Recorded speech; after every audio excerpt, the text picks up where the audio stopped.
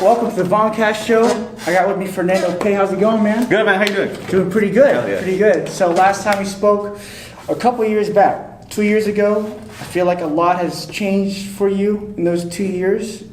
Tell us who you are first. Yeah, tell us what you always do. My name is Fernando Pey, Fernando Pey. I make music, I do songs, I produce, I freestyle, I go out to different events, UCLA, USC, CSUN. I cultivate communities there, and I've been putting out content every single day since late September. Okay. And right now it's it's about to be November, so a good month and a half maybe. Okay. Yeah, it's pretty dope. 2 years ago, I feel like you're doing the same thing, right? You're putting out content and stuff. Yeah. What has changed from then and now? I stopped worrying about being perfect, and I stopped over analyzing everything. Yeah. My writing process is way different. It's you feel more emotion. It doesn't feel like a script. When I record it, oh my bad. Yeah. Okay. It doesn't feel like a script. It feels more authentic, and we'll get into that later about my writing process. But it's way different. I don't overthink shit. I just okay, feel it, fuck it, put it out. I don't care. I don't care how I look. I don't care. People are gonna fuck with it regardless. I do agree. I think a lot of artists or creatives in general is a lot of times they have that crippling self-doubt, right? There's a thin line of you can be either super confident. It's good to be confident. Yeah. But also it's good to have that not be cocky or arrogant. That's where the doubt comes in. But sometimes we kind of halt our own progress by being too analytical and being like, this is not perfect. I don't want to put it out. Whereas I think what you're doing is you're constantly putting out content, and you're it's like a statistics thing, right? I'm bad at stats, but the more you put out, the better you get. And I think there's a thing where you keep recording, you get better at recording, you get better at writing songs. Whereas you just focus on a few songs, or it's one song, you know how to record that song only. But you gain experience. Do you play RPGs or Final Fantasy or anything? Nah, I used to play video games when I was little, but I don't play anymore. Did you play Pokemon? Fuck, back when I was 9 maybe. Okay. Yeah. So Pokemon analogy, you gotta before you go to these gym leaders, right? Yeah. You gotta gain experience. You gotta level up your Pokemon, to learn new skills. In some weird way, it translates to music or anything else, because you have to practice, and practice. Practicing putting out songs, recording, and through that you gain more skills. So what you're doing, I think it's good. Thank you, man. It's good, man. So yeah, you're saying you've been putting out content for a month and a half or so? Month and a half, every day. What or who inspired you to put out this constant stream of content out there? Well, besides my work ethic, I think what Gary Vee said was he said, artists, this is what you need to do. You need to put out content every day. And I like the way he worded it. He said, if you're not good enough for 365, maybe 365, maybe 300 days. And then I like the way he worded it, because it made me want to prove him wrong. Just if you're not good enough, I'll show you I'm a good motherfucker. So it pushed me to that. But I think also, I'm just hungry, and every artist or a good amount of artists have that song where yo, I can't wait till this pops, this and that, and then people don't fuck with it. But then you have a song that you're just it's whatever, and then people are yo, I love that song. So you never know what's gonna hit. That's why I constantly put it out. I'm not too I don't put too much emotion towards shit. Sometimes I know if shit's gonna pop. If shit I know people are gonna like, I save it off. But for the most part, it's just it's just a test. It's like assignments. You try your best in an assignment. If it doesn't work, you do better the next assignment. That's why I see my songs as, even though I try to put as much emotion as I can, at the same time they're test products. At the same time they're just basically little samples of my whole brand. Oh, you want to try this? You want to try this? It's just I put enough emotion to have it be authentic and have people gravitate towards it. But I'm detached enough to put it out without being mad if it doesn't pop, So it's just if that doesn't work, fuck it, I got something tomorrow. That doesn't work, fuck it, I got something tomorrow, I think that's a very good mindset when you're putting out music, because we have these expectations in our head that, it's going to be dope. Yeah. People are going to like it, they're going to fuck with it. Yeah. If and when it doesn't, you feel sort of bitter, how come you not fuck with my shit? Or what did I do wrong? And I like how you go about it because it is what it is. Some songs is not always going to be good. Yeah. Some songs will do well. Some songs will do decent. Mm-hmm. But you have another day to try again. Facts. Which is really good, man. Notice you do listen to a lot of Gary Vee. You say products and this and that. So I take it how you're saying brand even. Yeah. This is a very vague question and it's tough. You don't have to fully answer it, but what's your brand? Like, what is a Fernando Pey brand? Do you have that, like, in kind of... In my head? Yeah. Man, I feel like I'm still bringing it up right now, so I can't really, Right. I don't even, there's a couple, like, things I want to do, like, put shit on shirts, but it's like, I'm gonna save certain shit, But for the most part, I mean, I just want people to not be afraid of being themselves. And, there's this one song that I did that is a really good example of that. If you guys want to check it out, I have a full 18-minute performance in the USU in here, in CSUN, in the games room. The last song, before I perform this last song, is called, I think, Do What You Want. It's basically about not conforming to, what people think you have to be, either at a retail job, your parents, your school, your homies, like. And at the last song, I basically said this, like, I didn't even fucking write this down. I was like, the difference between a weirdo and an innovator is the conviction he has behind the action he does. And what I mean by that is the weird kid who maybe likes, back then who would constantly play video games and got this amount of level, this and that. He was like, you know what? Nah, this is too weird. I'm gonna just study some physics shit and then get a job there. Well, if he had conviction behind his shit, he's like, you know what? I'm gonna find some way. People like watching me play. People like watching me play. I have a good amount of people who support me. Fuck it. I'm gonna broadcast this shit. And then he could actually, instead of being in physics and some shit that he didn't want to do and still be able to survive, he could have done this shit and got even more money. And it's something he's passionate of. And that's him being weird and him being a little different, but him having the conviction behind his shit in order to be an innovator and you know what, I'm doing what I love and I'm making a living out of it. That's basically what I said. And then so basically to prove that and to show I don't give a fuck is the last lines was like I remember I freestyled this and then I thought it was hilarious, so I kept it in there. I was like, 'cause you're so fine, yeah, ay, I really wanna make you mine, yeah, ay, and if you go and treat me right, yeah, I'll eat your booty, I'll eat your ass. And then I just repeated that 4 times. I'll eat your booty, I'll eat your ass, 'cause I got class, yeah. And then I was brushing out my shoulders. But while I was doing that, one of the administrators came in. You can see in the video. He's like, he can't say that. And he went to the sound engineer lady. By that time, it was too late. I already said my fuck shit. And I was like, yeah, I don't give a fuck, bro. This is who I am. I eat ass. I was eating it before, it was popular and shit. I'm a gentleman, fuck with me. And then from there, everybody was laughing and having a good time. And I didn't stop just because I was on stage. I didn't stop myself from being my full authentic self. That's a joke that I make, that I've been making since I was in middle school and shit. And Yeah, that's pretty cool, man. Writing process. So you said you make beats. Yeah. So for me, I just write. Mm-hmm. I let the beat kind of dictate what I write. Mm-hmm. But since you make both, how does it work for you? Do you have a concept in your head and you make a beat towards that concept, or do you just make a beat first and see where that takes you when you write? It's kind of, I don't try to overthink it. It's just sometimes I have a concept. Okay, what chords will sound good with this, or what kind of feel matches what I feel. And okay, this and that. Okay, cool. This matches that. Okay, cool. It's kind of. I used to overthink it and be like, I want this to be exactly right here, exactly right here, exactly right here. But for me, it's just say, give me a concept. Or give me just a thing you're thinking of. Saturday. Okay, Saturday. When I think of Saturday, I think of going to the supermarket, maybe chilling, maybe going to Walmart, buying some shit for a barbecue or a carne asada or some shit like that.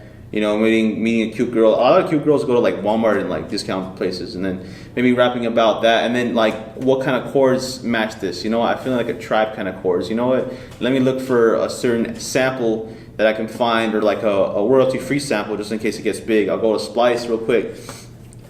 Soul, jazz, Latin sample. Boom. Dun, dun, dun. Okay, I found this. Okay, this kind of, I want it to be trappy. It's at 90 beats per minute. I'm gonna go right here. I'm gonna slow it down to 60 beats per minute, because then I could have like a little slower beat, and then I could change the pitch of it real quick. And then once I change the pitch of it, it's like 60 beats per minute. And then from there, 60 beats a minute, it also can be 120 beats per minute. So it's like a slower, so it could go. And then I have that. Okay, I made that type of beat real quick with a couple, and then maybe just add a percussion to make the beat sound full. And then from there, I'm like, okay, what was I rapping about? Okay, going to the supermarket, meeting a cute girl there, and inviting her to the carne asada. Boom. Those are the 3 verses. All right, cool. What's the chorus gonna be? I just match it to whatever I'm feeling. Vibe it out and just like, okay. And then I've been thinking, it's like the choruses are cool. Like, say if you have like a certain topic, but you want it to be catchy. And I've been focusing on making it catchy and fit the vibe, but also having some shit where people will repeat it back to me if I say it enough times. So I've been focused, okay, how can I make it catchy? And basically and then how I write it is just, I started to write the whole thing down, this and that. But basically, I just write the rhyming words, and then I just record line by line what I feel. Okay, this. Okay, this. Okay, this. Okay, this.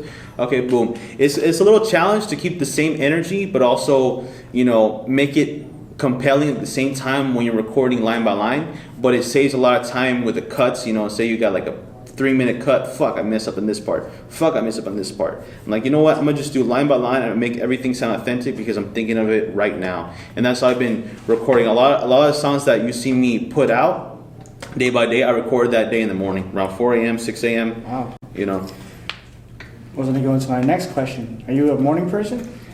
I just adapt to what time I have. Like, I don't really cling to a certain time. If I have the energy after like 8, 9, 10-hour shifts, I'm just like, you know what, I'm gonna stay up till 7 a.m. working on some shit, and then try to put it out, and then I'll wake up around 12 p.m. 12 p.m. is like usually when people see my shit. So I'm gonna stay up till 7 a.m. make the beat, make the rap, make the chorus, whatever, mix and master it, and then I'm gonna sleep for 5 hours. I'm gonna wake up at 12 p.m. and then I'm gonna make it work. If I go to sleep around like 12, I'll wake up at 6, and I'll basically have the same process. Okay, dun, have this done in 1 hour, have this done by 8. Okay, dope. I'm gonna save it till 12 p.m., but I'm gonna put little spoilers here and there, and then later to 12 p.m. 12 p.m. is like a magic time, whatever. 12, 3, 6, and 9 are like magic times for me. It depends on different people, but I just make it match to I just adapt to what I have to do. Oh, nice. Yeah. Yeah, no, I dig that. Adapting to what's going on with your circumstance, your environment. Yeah. Got to. Yeah, I'm like a morning person. I became a morning person, and I am slowly, surely falling in love with a ritual, like a specific pattern of what I got to do. That's dope. It seems like you have one. Yeah. It seems like you have one. I think there's a misconception. I think like when I was younger, I'm creative, and I always thought like I was very anti-ritual. I was very anti-routine and schedule, because I feel that you're forced your whole life to like wake up at a certain time and go to school and stuff. And I was like, okay, if I'm an artist, I can do whatever I want, whenever I want, and that's great. But I feel like I'm more productive now, and it's helping a lot. That's dope. I can tell by what you do. You have a particular way of doing things and how you go about it. And that works for you. It can work for other people, it cannot. But I do think I stress like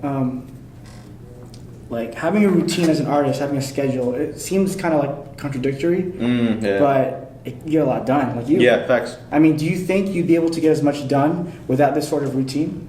I think I'd be able to get a lot done. I don't really focus on the time stamps, really. Yeah. I just focus on how fast can I get this in without it sounding like shit. Yeah. Like, because you can.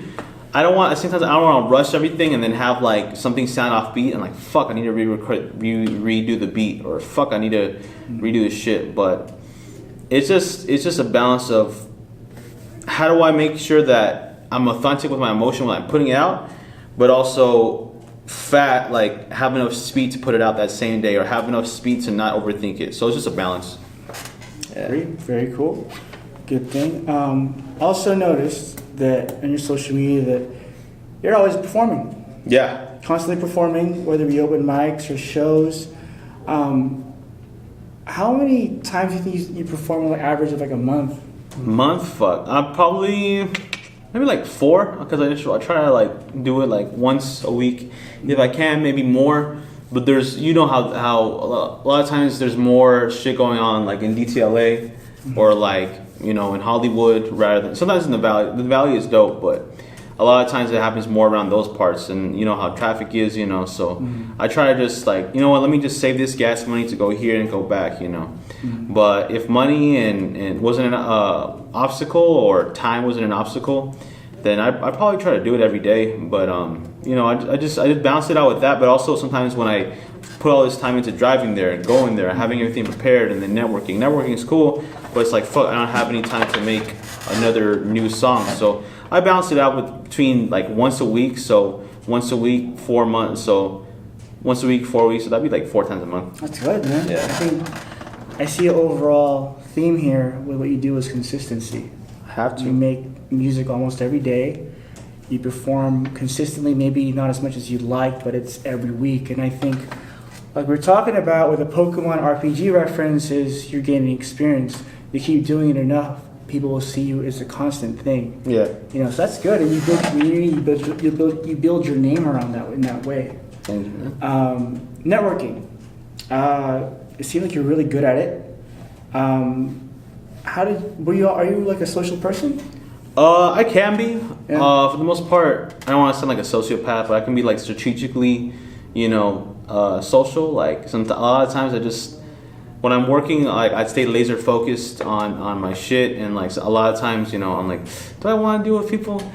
Nah, I'm just gonna stay inside, you know. But when I go to these events, it kind of pushes me to go out, and it's kind of like I time myself, and I like to, when I'm at an event, I kind of like to play the role, you know. I don't like to, whenever I'm not performing, I don't like to be that one guy, oh yeah, you know. I don't want to have the attention to myself, but when I am performing, I want to make sure I captivate your emotion, this and that. Captivate your emotion, make sure you're having a good time. But then when I'm off stage, I want to make sure like I'm giving cheers to, if a performer messes up a song, a performer does that, you know, still give them props and shit and show them love while I'm, you know, off stage supporting and shit. Right. And then when I'm off stage in the back, you know, talking to people who just came to watch, you know, I just show love, hey, you know, this and that.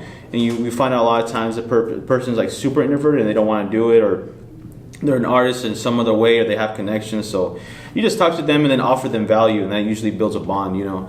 A lot of times people try to like, okay, what can I get out of this person? But for me, the people that I fuck with, a lot of times are just like, oh, you want to come here? Okay, you know, I know this other mic, go, you know, go here. And it's really rare that I see somebody who's super like, what can this do for me? What can this person do for me? Because I haven't seen that a lot, but that's because I don't really fuck with. I usually just feel the energy, and I usually don't. I just detach from that. But for the most part, I just surround myself, and I try to put out that value. Just like, hey, you want to come through to here? Yeah, this and that.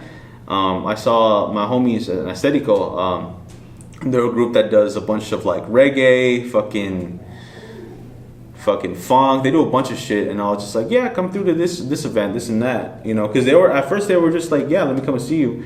I'm like, yeah, you know, if you want, you should see if you can go on the American Indian or American Indigenous Studies. If you can't match, you know, go to that one. There's also this other event going on in the Matsu house, the Asian house. And then he's like, oh yeah, that's dope, 'cause I'm Asian too, this and that. So from there he performed and he got a little thing, and it wasn't even me trying to be like strategic. Oh yeah, he's gonna like me now. It's like, we're already homies and shit, you know. Let me just offer value. And then I'm offering them value, and it's just, you know, you just pass it on, you know? It's really good, man. I like that mindset. It's very selfless, and at the same time, it's organic with you building with people. Yeah. Because a lot of times it is, you know, being an artist, people tend to be, you know, all for me, like, what can they do for me kind of thing. But Yeah. it's good you give value back to community and everything, and you build networking that way. Yeah. I agree with with the social thing, too. I gauge how much I want to be social a lot of times. I'm cool, chilling in the back. Yeah. It's tough, man. Like, because you got to see yourself as also like a business in a sense. Yeah. You know, you gotta sell yourself. You can't make it be too cheesy, but at the same time, you don't want to be too standoffish. You gotta find like a sweet medium. And it's tough sometimes, man. Like you're just there to perform, or sometimes I'm not too social because I'm trying to memorize my line for the thing. I feel bad for everybody that goes before me because a lot of times, like I'm always focused. I gotta make sure I memorize my lines and everything. But afterwards, I'm more chill. Yeah. So I like to usually go in the middle or in the beginning so I can enjoy people's shows. That's dope. But yeah, man. So it seems like you're pretty business savvy when it comes to like marketing and getting yourself out there. You get that from Gary Vee too? What's up? You get that from Gary Vee as well? I do. I haven't watched him in a while because I've been kind of busy. But like, yeah, it's.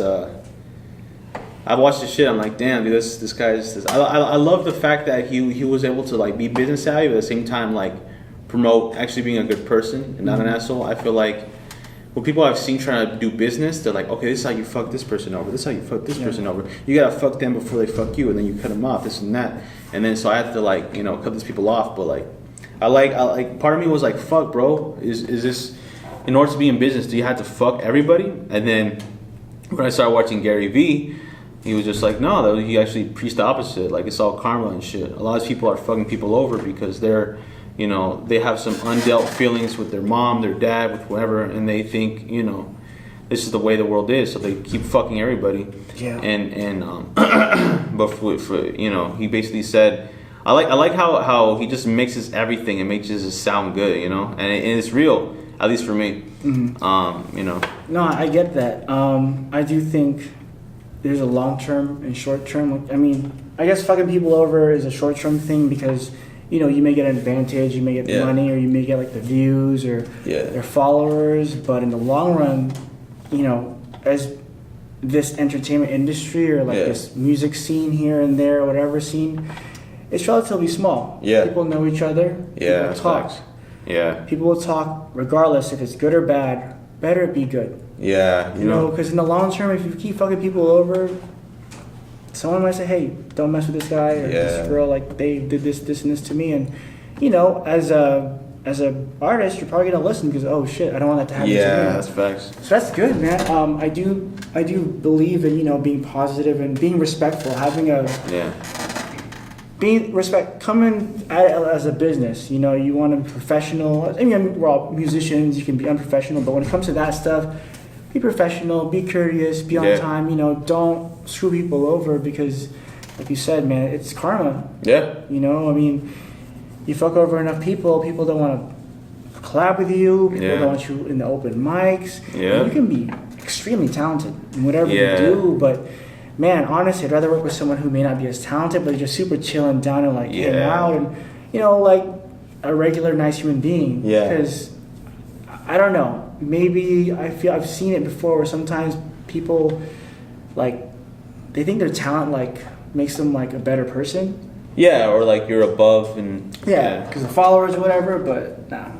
You know what's crazy is like you see in Hollywood like there's someone who's talented and they're a dickhead too, but like a lot of the times in reality, a lot of people who suck, like I don't want to be a dick, but like they don't have as much skill or they lack skill at all, are the ones who are dickheads. And a lot of times, from what I've seen, and a lot of times people who are so nice are the ones who are insecure and like don't want to, don't even have the guts to perform and shit. And it's like a paradox, to be honest, that I've seen a lot. I know there's instances where there's people who are talented who are dicks, and there's people who are nice that aren't as skilled. But for the most part, what I've seen for like the reoccurring theme is just like, man, like the people who are assholes a lot of times aren't that talented, and the people who are more talented a lot of times are insecure. They're nice people, but they're insecure. It's interesting. I mean, all of this is valid. I mean, it's a different case for different people. Yeah. What I like about Gary Vee, what he says is lack of expectation and lack of entitlement. Yeah. I come into this as, I think I'm a decent artist. I'm not the best. Mm-hmm. I think I'm okay. Mm-hmm. I think that keeps me grounded. You know, I think that when I go to shows, I don't expect people to be like, oh shit, like what's your IG and like all this stuff. I don't expect to get the round of applause and everything. And I think that mindset, it helps. You know, it keeps you grounded because sure, like when you make music, it is essentially ego driven. You know, you're rapping about whatever, usually about you, or that's fine. I think the content of what you rap about is cool, but I think you got to be able to separate like the artist and like the person. Yeah. You know, because you can be cocky on stage. You know, if that's your style, your brand of music, that's fine. But once you get off, you gotta be respectful, man. Yeah, facts. You know, let's see. I noticed recently, maybe was it last week, you put a PSA out. Oh yeah. About you making more darker content songs. Yeah. I've known you to be more upbeat kind of guy. What made you decide to put out more darker, more serious content? And why would you put a PSA out? So I've always had darker content. I just kind of like held it off and just like, let me just hold this off for a little bit. And I wanted to put a PSA. I was like, you know what? Like this is the month where I want to just start putting out like shit where I'm deep and I'm real about shit. And it deals with topics as like, you know, drug abuse, sexual abuse, you know, problems in the family, and how that how problems with your family, like problems with mom and dad, or dad not being there, mom not being there, whatever the case may be, can also just trickle down to your life, and then, or trickle down to other people's lives, and then them being broken people, and then having a bunch of broken people within society, and then society be broken, and then there's no communities, you know, or the communities are really like small because of everybody being so like broken because of this stemming from this, and just seeing how sexual abuse messes with people, seeing how drug abuse messes with people. And I kind of wanted to just save it off just for a little bit, because I don't want to put all that dark shit out yet. And I wanted to put a PSA out because I don't want to get a bunch of views out of just being like, oh fuck, Fernando's doing bad. What the fuck? That's crazy, bro. Like let's look at, you know, I don't want my mom hitting me up, my dad hitting me up like, yo, like you okay? You need therapy, this and that. You know, so I'm letting people know. I could have got more views by that way. I could have just not said anything and then just put it out, because a lot of times, a lot of songs coming up, some of them about me, some of them are about different people, you know, but I tell them in a first person view, because people actually, like, people have told me like, yo, make a song about me, I'd love to hear this and that, you know. So I just didn't want to exploit, you know, oh, I'm like all this bad shit is happening, and I get worried views instead of like the actual authentic views, you know. I could have been like, yo, like I could have just not said anything and sold everything off as everything that's happening to me, and then having like, you know, people feeling like pity, so they're like, fuck bro, this is actually happening to Fernando, fuck, you know. I wanted to be real with it, because I don't want to, it's cool long term, but short term I'm gonna lose the trust of like people who are watching me. And I just want people to accept the content without feeling like they'll have to look out for me, or they had to look out. I'm like, you know, I'm fine, you know, I'm chilling, you know. I respect that a lot. Thank you, I man. do think, you know, putting out darker, more serious content, it's tougher. You know, it is. It like putting that stuff out, putting the not so nice, positive stuff about yourself or traumatic experience of other people, that's really touchy, you know. It's really tough, and I commend you for putting that out. Thank you, man. You know, must have not been easy. I can see why you put it off. I don't put out that kind of music very often for that same reason, because as therapeutic as it can be, it kind of like it, for me, it kind of it feels like a nice release, but at the same time it's like you revisit that over and over when you record it, when you perform it, when you put on a music video, and you're just reminded of it. It can be very overwhelming, so props to that. Thank you, man. I dig the whole being authentic thing versus like for the views, because views will come and go. I mean, there's just numbers, there's people checking it out, because at the end of the day, you can get a bunch of views, but if it's not consistent, it's trendy, it's not good long term. You know, I'd rather have like 100 core fans over like 1,000, but they're like wishy-washy, you know, a dedicated small group, you know. So speaking of which, you were telling me before that like you were doing more like viral trendy stuff then, and you kind of stopped now. What made you kind of so basically I was getting views, like a good amount of views, from doing like remixing trendy videos, the trending page of YouTube. I'll just make a beat out of whatever I could from there, and then just rap about it. But it was cool for the views, but like at the same time, it just made me like, I just look back at it and it would eat at my soul. I was like, oh man, this is so fucking cringe. Like, like give me a little, you know. And I was just like, you know what? Let me just build this organically, and let me just collaborate with my homies and just build a following that way, because I don't wanna. It just I feel like I'm selling my soul, even though I don't really give a shit that much of what people see it as. It's just, for me, I just didn't feel right, you know. Without a balance, I'm gonna probably revisit doing like trending songs maybe, but I want to balance it out with putting actual content out that I, you know, organically make, that I make before, you know. It feels good to me, you know. Mm-hmm. No, I get that. I mean, there's nothing wrong with doing like remixes of popular songs. I think that's a good way to gather new fans, to get new fans to check you out, and then from there they'll check out the original content you have. So yeah, I agree with that 100%. Let's see, any other projects you're putting out? Man, I'm just constantly putting out a bunch of singles. I will put out a project, but the thing is, I know how people's attention spans are, and I know, like, oh man, I fuck with Fernando, yeah, this song's cool, oh yeah, okay, and then the first couple of songs have like a bunch of views, and then the last ones don't get love. So I'd rather put everything out as its own single, so that everything gets the attention that it deserves, you know. Yeah, you know what, I'm still in the same boat. Project wise, I'm not, I mean, I have one coming up, but these days now it seems like singles are like the thing. Let's see, so yeah, man, you're doing ciphers, vlogs and everything. I think it's good, because I noticed it too when I branched out of just making rap music, and you're doing other things.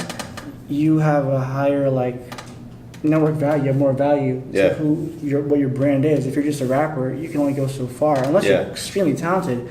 But if you make beats, you can get other people. Hey, let me get a beat from you, this and that. You do vlog, and let me get your vlog. You know, ciphers. You get a community building, so it's helping on your brand. It's not just the music things. That's good, man. Any shout outs? Shout out to Vaughn for having me. Shout out to my boss for giving me the day off. Shout out to my kids. I'm just kidding, I don't have kids. No, shout out to my mom and dad for looking out for me. Long story short, I don't want to shit on anybody, but I could have signed a contract that, you know, I didn't want to go into, you know, I feel guilt sometimes when I look at my mom and my dad. I'm like, fuck, bro, these people put this amount of energy and got this amount of shit back, and then, you know, you look at where you came from, you're like, fuck, bro, like, what am I doing to pay them back, you know? So I didn't want to tell them about like a contract I was going to sign, you know, but I eventually told them and shit, and then they had like loyal friends that then look up the contract, and they saw some shady shit through it. They're like, nah, you know, cut it off. I think I get what you're saying. You said they put in a lot of time and effort to, you know, raising who you are. I think the best thing you can do is what you're doing for yourself. Facts. I think at the end of the day, that's what they want you to do.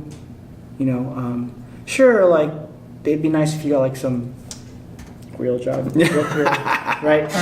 I get you. I get that. But at the end of the day, I think, you know, I imagine. I don't know, assumption, like, I don't know if they're from a different country. They came in from different, you know. Well, all my grandparents are, but my mom and dad, they're from the Valley actually. But they bought their own house when they were like, they're super young. Oh. My dad, he lied to get a job when he was 14. He's like, oh no, I'm 16. I don't have my ID, but I'm 16. So he was basically, he had like a good 1,000 that he put down to start a company with my grandpa, and then from there they just built. And I'm like, fuck, bro, I need to have, you know, that's also part of my work ethic too, you know. What I was going about with like the different country thing is, you know, a lot of times, you know, sometimes like you may feel guilt because your parents or your family sacrificed everything, and they came here. And then, you know, you go off doing some like creative shit that doesn't make as much money. But I think at the same time though, that's what they want you to do, because, you know, what's the point of you doing something that you don't like? I mean, the money's great, don't get me wrong. It's great, but like, if you're not happy inside, I don't think that money would matter. I think it might just go to mental health therapy and like drugs and stuff. Oh, true. But no, I think it's good. What you're doing is good. I think you're making your family proud, man. You know, I'm not trying to have kids, but I think if I had a kid, I think I'd want to see them happy. Yeah. It seems like you're generally happy, man. I mean, like, there's ups and downs in life, but you're doing that. You're doing what you want to do. True. You're networking. I think they're proud of you, man. Thank you, man. I don't know your parents, but they're proud of you. You know, I think that's what all parents want. Yeah, true. You know? So, nice chat, man. Hell Thank you yeah. so much. Oh, one more thing. Where can we find you on social media, SoundCloud, all that? Everything is Fernando Pey 1997, SoundCloud. I don't use Tumblr, but you can follow me on Tumblr. The news are good. They have a lot of high quality porn on Tumblr. It's really good. No, they stopped. Oh, they stopped. Oh, that's horrible. So I was gonna say this. Tumblr took down all the porn. Now they're suffering. Yeah. So take it back. Bring Whack. it back. Make Tumblr. Hey, make Tumblr great again, man. Yeah. So we have Fernando Pey, Snapchat, SoundCloud, Instagram, Twitter. The thing I use most is Instagram and SoundCloud. I've been putting out content every single day. If it's not on SoundCloud, it's on YouTube. YouTube at Fernando Pey. I have like 200 something videos. Nice. I've been uploading since I was in high school, and yeah, man, just follow me there. If anybody wants to work, like, hit me up. I'm in the Valley, so if anybody's from the Valley, even if you're not from the Valley, just email me and we'll work. Nice. Yeah. Cool. Thank you, man. Yeah. All right.